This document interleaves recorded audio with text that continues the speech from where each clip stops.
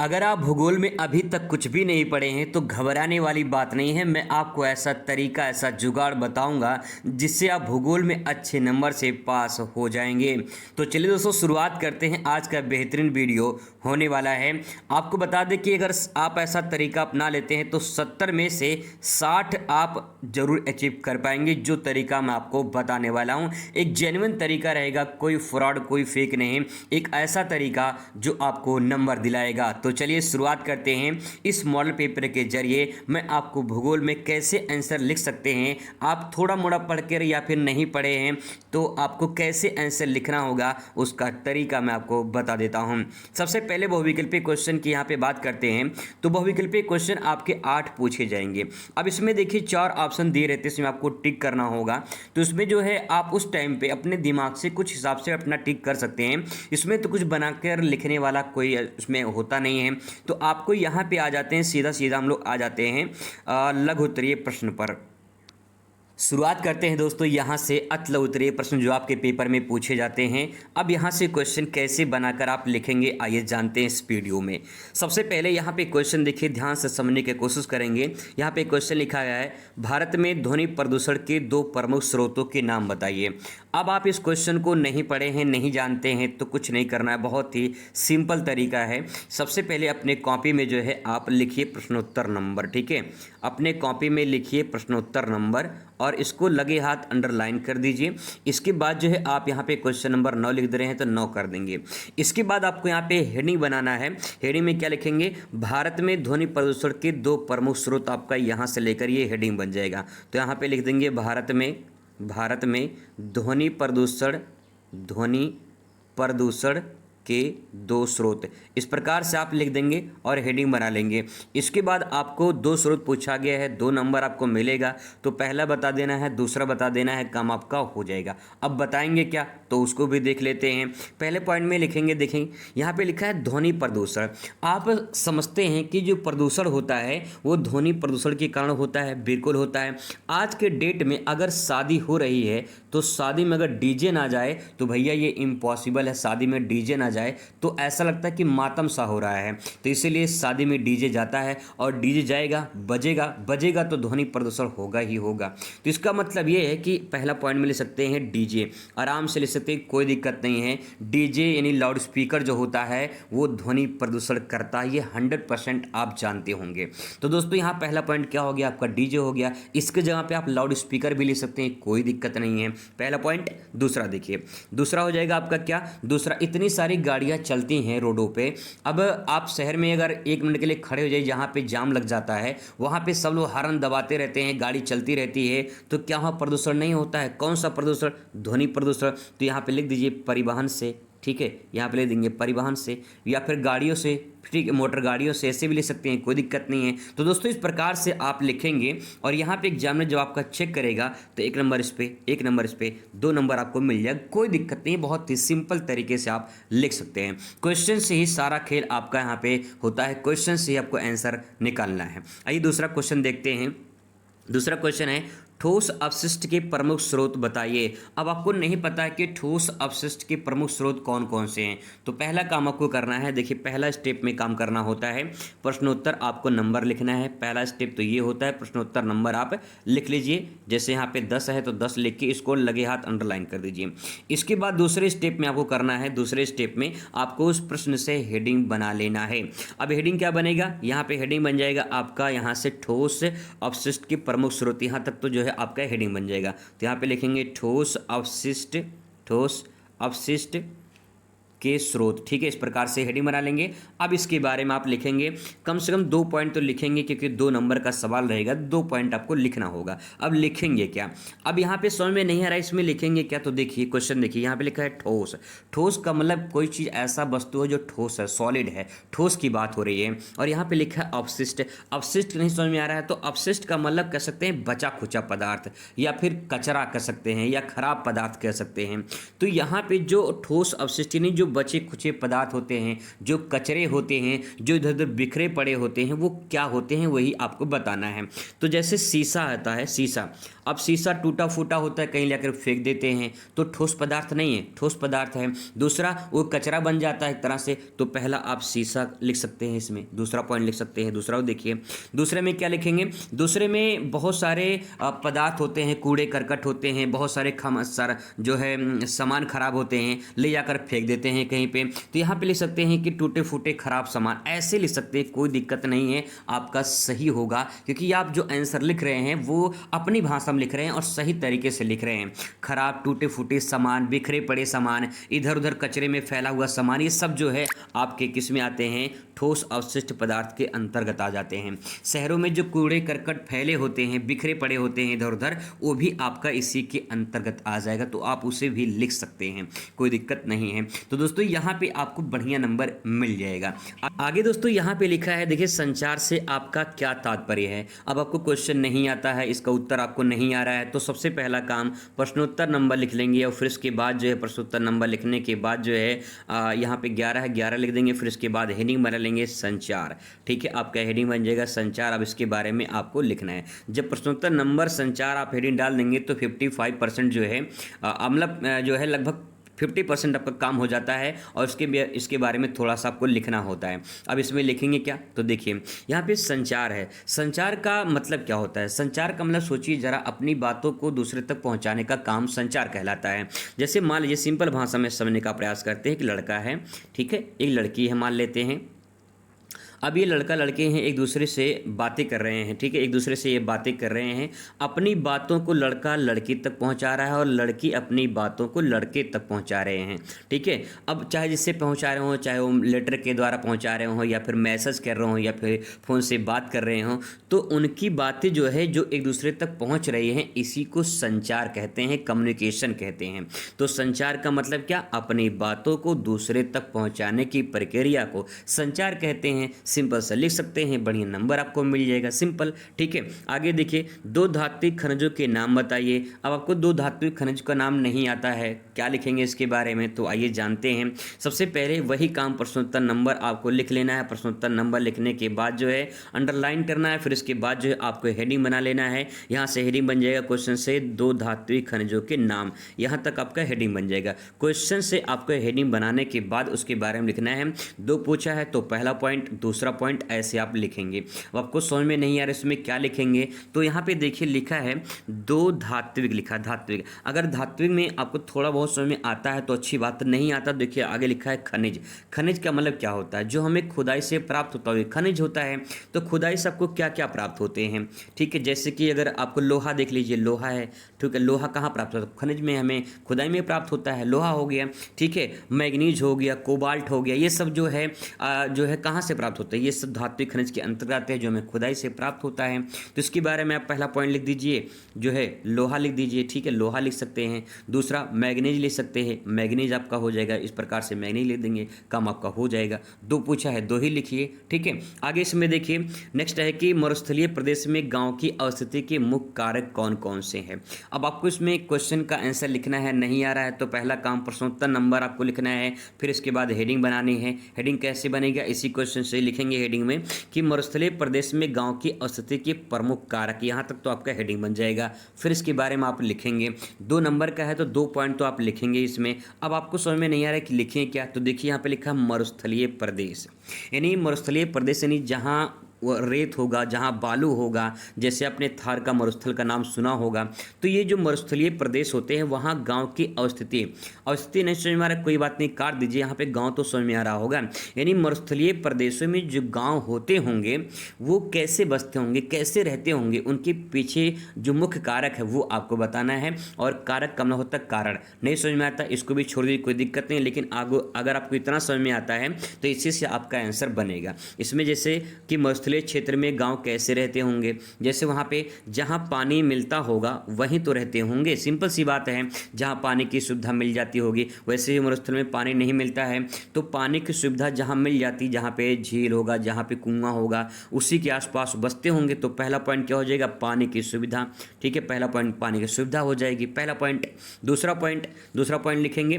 दूसरा पॉइंट में क्या लिखेंगे कि इसमें गांव के लोग वहां निवास करते होंगे मरुस्थलीय क्षेत्र में जहां थोड़ी मोड़ी कृषि करने लायक होगी, ताकि जो है वो अपने जीवन यापन के लिए कृषि कर सके। तो यहाँ पे दूसरा पॉइंट आप कृषि ले सकते हैं। ठीक है, अपनी भाषा में दोस्तों सोच सोच के अगर आप लिख देंगे ना, बढ़िया नंबर आपको मिल जाएगा अच्छे तरीके से। ये जेन्युइन तरीका है आंसर को लिखने का। अगला प्रश्न दोस्तों यहाँ पे है कि दो चतुर्थक सेवाओं का नाम लिखना है। अब आपको इसके बारे में कुछ नहीं आता लिखने के, तो यहाँ पे सबसे पहला काम प्रश्नोत्तर नंबर, दूसरा काम हेडिंग बनानी है क्वेश्चन से। तो हेडिंग क्या बनेगा? दो चतुर्थक सेवाओं का नाम बनेगा, और यहाँ से जो है दो पूछा है तो पहला पॉइंट और दूसरा पॉइंट आपका हो जाएगा। अब लिखेंगे क्या? तो लिखेंगे क्या, देखिए इसमें क्वेश्चन पर आइए।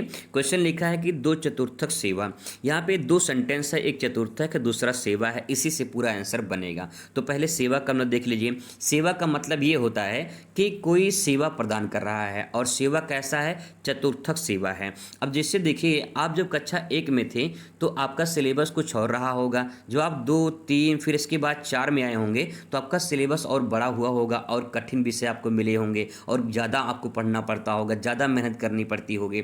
तो ऐसे ही अगर यहाँ चतुर्थक लिखा है तो इसका मतलब प्रथम भी होता होगा, बिल्कुल होता होगा, द्वितीयक भी होता होगा कि नहीं होगा? बिल्कुल होता होगा, तृतीयक भी होता होगा, है ना। चतुर्थक अब आपके सामने यहाँ पे आया है, तो इसका मतलब है कि जो हमारा प्रथम में था, द्वितीय में था, तृतीय में था, उससे थोड़ा ऊपर का है, उससे थोड़ा क्या है? ऊपर का है। तो यहाँ पे आपको लिखना क्या है? यहाँ पे लिखना है कि जो विश्वविद्यालय शिक्षक होते हैं, जैसे शिक्षक तो होते हैं, ठीक है, जैसे शिक्षक तो होते हैं, लेकिन उससे ऊपर भी शिक्षक होते हैं। जैसे विश्वविद्यालय में जो शिक्षक होते हैं तो वो बड़े उच्च शिक्षा देते हैं, तो उसमें विश्वविद्यालय शिक्षक के बारे में सकते हैं। ठीक है, जैसे कि जो कोई सर्वे होता है, कोई जांच होती है, कोई रिसर्च होता है, कोई वैज्ञानिक होते हैं वो रिसर्च करते हैं, तो वैज्ञानिक बड़े बड़े रिसर्च करते हैं तो बड़े बड़े पद पर आ जाएंगे, बड़े बड़ी चीज़ें आ जाएंगे। या कोई उच्च पद पर है तो बड़ा पदाधिकारी जो होते हैं वो चतुर्थक सेवा में आ जाएंगे। तो इस प्रकार से आप लिख सकते हैं इसके बारे में। विश्वविद्यालय शिक्षक लिख सकते हैं, उच्च पदाधिकारी लिख सकते हैं, बिल्कुल लिख सकते हैं, कोई दिक्कत नहीं है। ठीक है, इस प्रकार से आप सोच के दोस्तों बनाकर आंसर लिख सकते हैं, जेन्युइन आंसर आपको मिलेगा। इसके बाद देखिए चलवासी पशुचारण जो है, इसके बारे में बताइए। चलवासी पशुचारण का उत्तर दीजिए इस प्रकार से। तो आपको उत्तर लिखना है, तो सबसे पहला काम प्रश्नोत्तर, यहाँ से हेडिंग बनेगा। हेडिंग क्या बनेगा? चलवासी पशुचारण। अब आपको समझ में नहीं आ रहा क्या लिखना है, तो यहाँ पे देखिए, यहाँ लिखा है पशु। पशु का मतलब क्या होता है भैया? जो पालतू पशु होते हैं उन्हीं के बारे में बात हो रही है। आगे लिखे यहाँ पे चारण। चारण मतलब चराने के लिए, यानी जो पशु को पाला गया है उस पशुओं को चारे के लिए यानी चराने के लिए कहीं न कहीं एक स्थान से दूसरे स्थान पर आते जाते रहते हैं लोग। ठीक है, उसी को कहते हैं पशुचारण। और यहाँ पे लिखा है चलवासी। चल भाई, चलने की बात हो रही, कहते हैं चल, तो चलना मतलब चलने की बात हो रही है, रुकने की बात नहीं, चलने की बात हो रही है। और लिखा है वासी, चलवासी मतलब एक स्थान से चलकर दूसरे स्थान पर बसना, चलवासी कहलाता है। ठीक है, आगे पशुचरण। अब एक स्थान से दूसरे स्थान पर क्यों जाते हैं? पशुओं को चराने के लिए जाते हैं, इसीलिए इसे कहते हैं पशुचारण। अब इसके बारे में उत्तर लिखना है, तो उसमें लिखेंगे जब कोई समुदाय या व्यक्तियों का समूह या व्यक्ति, ठीक है, अपने पशुओं को चारे के लिए एक स्थान से दूसरे स्थान पर जाकर बसते हैं तो उसे चलवासी पशुचारण कहते हैं। सिंपल तरीके से आंसर लिख के पूरा नंबर आप प्राप्त कर सकते हैं। आगे दोस्तों यहाँ पे देखिए, वर्षा जल संग्रहण की दो विधियां बताइए। वर्षा जो जल संग्रहण है इसकी दो विधियां लिखनी है। नहीं आता है परेशान नहीं होना है, प्रश्नोत्तर नंबर डालना है और फिर इसके बाद हेडिंग डालना है। और हेडिंग क्या बनेगा? यहाँ से देखिए, वर्षा जल संग्रहण की दो विधियां, पहली विधि बतानी है, दूसरी विधि बतानी है, 2 नंबर आपको मिल जाएगा। अब यहाँ पे आपको समझ में नहीं आ रहा तो क्या लिखेंगे? यहाँ पे देखिए लिखा है सेंटेंस वर्षा। वर्षा तो समझ में आती है, आप लोग को बिल्कुल समझ में आता होगा। यहाँ आगे लिखा है जल, यानी जो वर्षा का जल होता है, वर्षा का जल। यहाँ आपको इतना समझ में आ गया है कि जो वर्षा का जल होता है, यानी बारिश जब होती है तो बारिश को होती है उस वर्षा का जो जल होता है उसे संग्रहण करने की बात हो रही है। संग्रहण करना मतलब जमा करना, संचित करना। या जैसे मान लो एक तालाब है, ठीक है, इस तालाब में जब बारिश का पानी इकट्ठा हो जाएगा तो फिर उस पानी से खेत की सिंचाई करेंगे, जानवर को पिला सकते हैं, ठीक है, या फिर जो है उसमें धोबी कपड़े धो सकते हैं। तो इस प्रकार से अन्य जो है प्रक्रियाओं को पूरा किया जा सकता है। तो जो बारिश होती है तो बारिश में तालाब में पानी इकट्ठा कर सकते हैं, कुएं में पानी इकट्ठा कर सकते हैं, अपने छत पर पानी इकट्ठा कर सकते हैं। तो इस प्रकार से दो विधि पूछा है, दो विधि बता दीजिए इसमें। पहला पॉइंट तालाब में पानी इकट्ठा करना, ठीक है, तालाब में पानी इकट्ठा करना, तालाब हो जाएगा। दूसरा हो जाएगा कुआं हो सकता है, ठीक है, कुआं हो सकता है। तो इस प्रकार से 2 पॉइंट लिख देंगे, 2 पॉइंट पूछा गया है, काम आपका हो जाएगा, ठीक है। सही तरीके से आंसर कैसे लिखते हैं दोस्तों, वो मैंने आपको तरीका बताया है। ऐसे ही दोस्तों आप लोग लघुत्तरीय प्रश्न का भी उत्तर लिख सकते हैं अपने शब्दों में। कैसे लिखेंगे आइए जानते हैं कैसे लिख सकते हैं। तो यहाँ पे जो है आपको इसको आंसर को कम से कम 1 पेज में तो देना ही देना है, 1 से 1.5 पेज में आंसर देना है। कैसे लिखेंगे आइए जानते हैं। सबसे पहले यहाँ पे क्वेश्चन देखिए, कृषि सेक्टर में भारतीय श्रमिकों का सर्वाधिक अंश संलग्न है, स्पष्ट कीजिए। अब आपको इसको लिखना है, नहीं आता है कोई बात नहीं, घबराने वाली बात नहीं है। सबसे पहला काम यहाँ पे लिखना है लघुत्तरीय प्रश्न, ठीक है। फिर इसके बाद जो है आपको लिखना है प्रश्नोत्तर नंबर। प्रश्नोत्तर नंबर आपका 17 है तो 17 डाल देंगे। फिर इसके बाद आपकी एक हेडिंग बनेगी। हेडिंग क्या बनेगी, इसमें लिखेंगे कि कृषि सेक्टर में भारतीय श्रमिकों का जो है सर्वाधिक अंश संलग्न है। यहाँ तक तो आपका हेडिंग बन सकता है, ठीक है, यहाँ तक आपका हेडिंग बन सकता है। अब इसके बारे में आपको लिखना है, क्या लिखना है तो देखिए यहाँ पे लिखा है भारतीय श्रमिक और यहाँ पे लिखा है कृषि सेक्टर। कृषि सेक्टर में भारतीय श्रमिक कितना योगदान है उनका, कितने लोग कृषि करते हैं, कितना अंश उनका जो है उसमें संलग्न शामिल है, यही आपको बताना है। तो आप ये देखिए भारत जो है एक कृषि प्रधान देश है। आपने नाम सुना होगा कि भारत एक कृषि प्रधान देश है। अब आपको आंकड़ा नहीं पता है कि भाई 50% संलग्न है या फिर 80% या फिर 60%, कोई बात नहीं, इसको इसकी ज़रूरत नहीं आंकड़े की। बस आपको इतना करना है कि भारतीय जो है श्रमिक जो हैं वो कृषि सेक्टरों में सबसे ज़्यादा संलग्न हैं, क्या क्या करते हैं, किस प्रकार से कृषि करते हैं, उसके बारे में आपको लिखना है। जैसे कुछ लोग जो हैं वो व्यावसायिक फसल यानी व्यावसायिक कृषि करते हैं। यानी व्यावसायिक कृषि का मतलब क्या है, अपने रोजगार के लिए सिर्फ वो कृषि ऐसा करते हैं जो ज़्यादा से ज़्यादा वो अपने रोजगार को बढ़ा सकें, बेच सकें। जैसे कि जो लोग चाय की खेती करते हैं पहाड़ी क्षेत्रों पे, जैसे असम वगैरह हो गया, वहाँ पे चाय खेती होती है। तो चाय खेती किसके लिए लोग करते हैं, व्यवसाय के लिए करते हैं। तो इसके बारे में आपको लिखना है कि जैसे चाय खेती जो करते हैं वो लोग व्यवसाय के लिए करते हैं, जिससे सर्वाधिक उनकी इनकम कमाई कृषि से होती है। तो इस प्रकार से सेंटेंस बना बना के लिखेंगे, ठीक है। जैसे कुछ लोग गन्ना उगाते हैं अपने खेत में, तो जब गन्ना उगाते हैं, गन्ना किसके लिए उगाएंगे, व्यवसाय के लिए उगाते हैं, ठीक है। जैसे कुछ लोग गेहूं उगाते हैं अपने खेत में, तो गेहूं जो चावल उगाते हैं तो कुछ लोग अपने जीवन यापन के लिए उगाते हैं, और कुछ लोग जो बच जाता है उसमें ज़्यादा हो जाता है तो उसको बेच देते हैं, उससे उनका जीवन यापन चलता है। तो ऐसे ही सेंटेंस सोच सोच के आपको बना बना के लिखना है कि भारतीय जो श्रमिक है, जो किसान हैं, वो कृषि सेक्टर में कितना योगदान देते हैं, किस किस सेक्टर में कितना योगदान देते हैं, उसी के बारे में दोस्तों आपको लिखना है। सिंपल सी बात है, गाँव की बातें हैं, और गाँव के अगर आप हैं तो बहुत अच्छे तरीके से लिख पाएंगे। कैसे आप इसको पूरा बढ़िया नंबर आपको मिल सकता है, ठीक है। आगे देखिए अगले क्वेश्चन पर लिखा है भरमौर जनजातीय क्षेत्र में समन्वित जनजाति विकास कार्यक्रम की सामाजिक लाभ क्या हैं। काफ़ी लंबा चौड़ा क्वेश्चन है और इस क्वेश्चन को लिखना है बहुत ही सिंपल तरीके से लिख सकते हैं। सिंपल तरीका बता रहा हूँ आपको। सबसे पहला काम प्रश्नोत्तर नंबर आपको लिखना है और हेडिंग बनानी है। हेडिंग का बनाना है यहाँ से भरमौर जनजातीय क्षेत्र में समन्वित जनजातीय विकास कार्यक्रम के लाभ, ठीक है, सामाजिक लाभ। यहाँ तक तो आपका हेडिंग ही बन जाएगा, कोई दिक्कत नहीं है, आप हेडिंग बना सकते हैं। अब इसमें 2 हेडिंग बना सकते हैं। कैसे, पहला यहाँ पे देखिए, यहाँ पे लिखा है ये इतना आपका ही अलग पॉइंट है, ठीक है, और इतना जो है आपका ये अलग पॉइंट है, और इतना जो सामाजिक लाभ है ये अलग पॉइंट है। इसमें 3 हेडिंग बना सकते हैं, कोई दिक्कत नहीं है, आराम से बन जाएगा। अब यहाँ पे मान लीजिए सबसे पहले यहाँ पे ये आपको समझना है कि आखिर ये है क्या।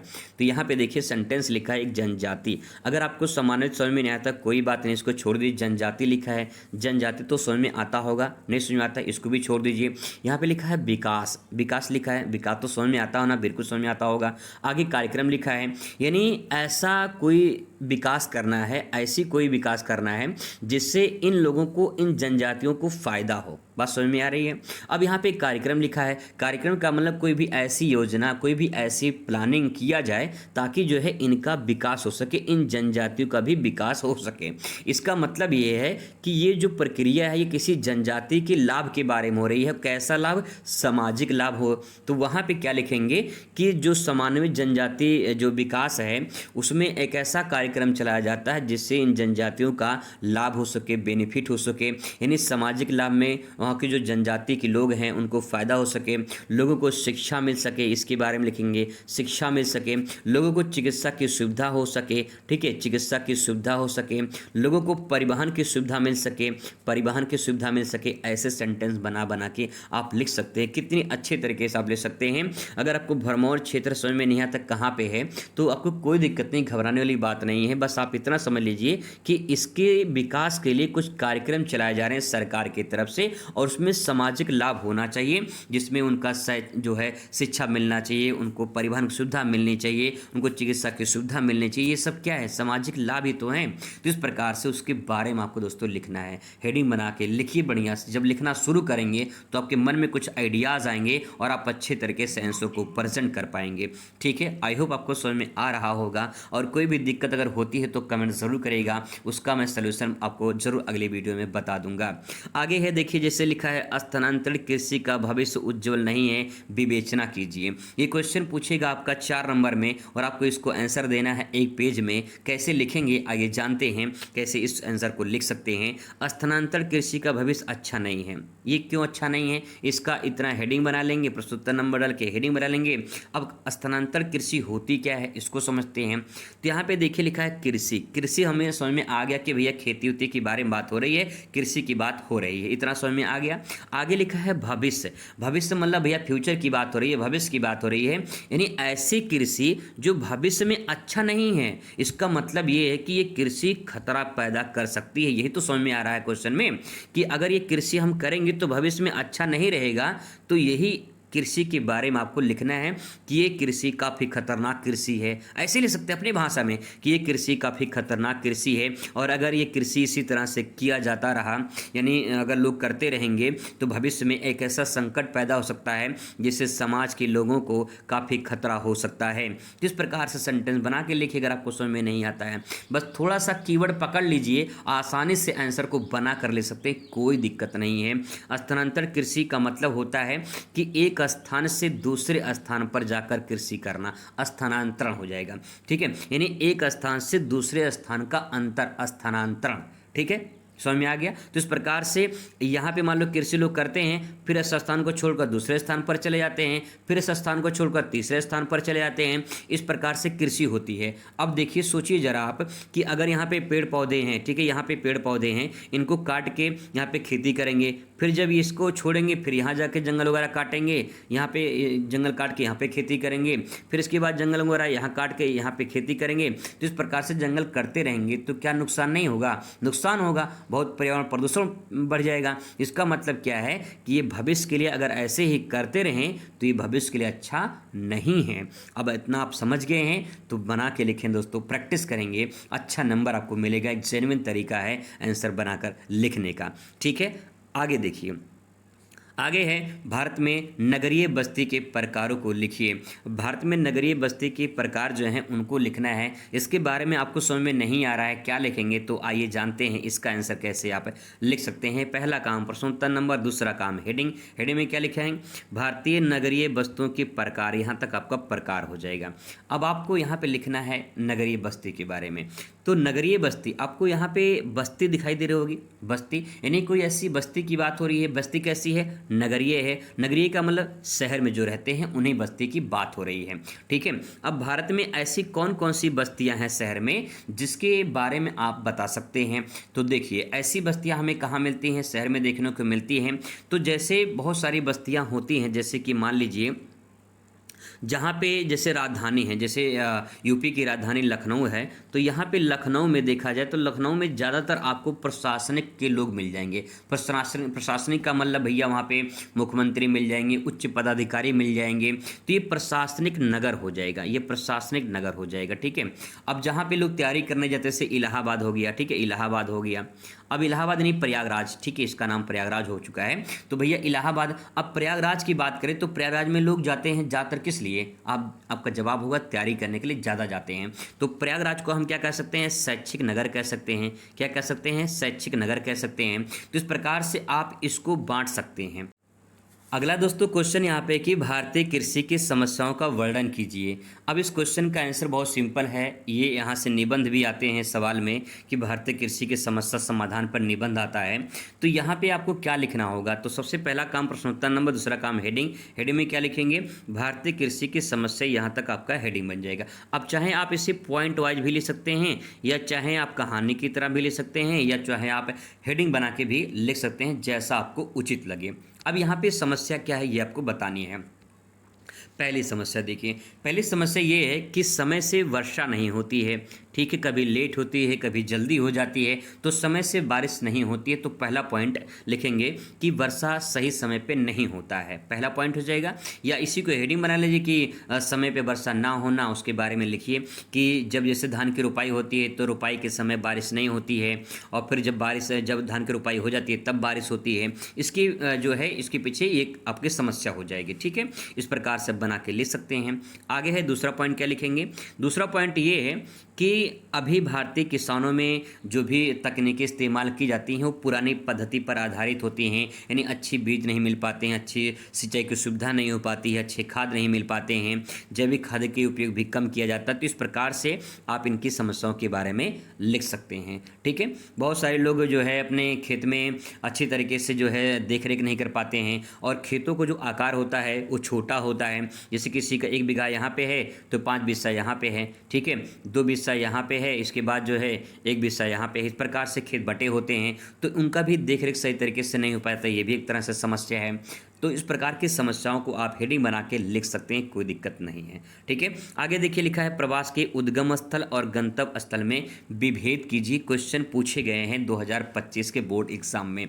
तो आप यहाँ पे देखेंगे कि प्रवास के उद्गम स्थल और गंतव्य स्थल में विभेद कीजिए, मतलब अंतर बताना है आपको।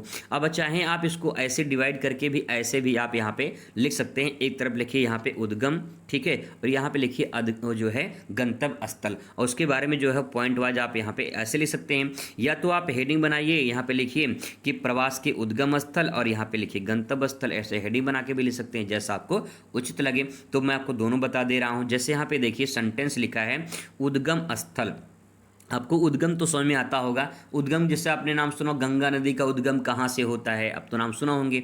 तो गंगा नदी का उद्गम जैसे होता है गोमुख से होता है।